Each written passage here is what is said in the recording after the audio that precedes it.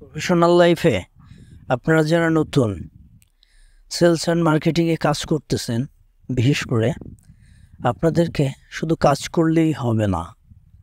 এখানে অনেক কিছু জানার আছে, বিষয়গুলো আপনাকে জানতে হবে, বিষয়গুলো আপনাকে বুঝতে হবে। ফার্স্ট প্রায়োরিটি দিতে হবে আপনার আউটলেট, দোকান। রুট অনুযায়ী দোকানের একটা লিস্ট করতে হবে এবং এই লিস্টটা করার সময় কিছু ক্যাটাগরি সিলেক্ট করতে হবে। যেমন A category, B category, C category. এই তিনটে ক্যাটাগরিতে আপনার দোকানগুলোকে ভাগ করতে হবে।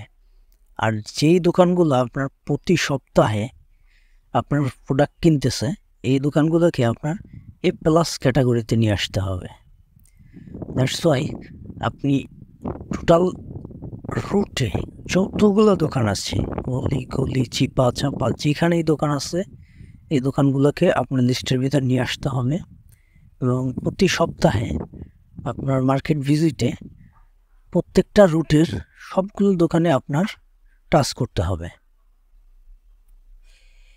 এভাবে করে একটু একটু করে আপনার টোটাল রুটটাকে আপনার আয়ত্তে নিয়ে আসতে হবে এবং সবার সাথে একটা সুসম্পর্ক বজায় রাখতে হবে। এতে করে আপনি ডে বাই ডে নিজেকে ডেভেলপ করতে পারবেন।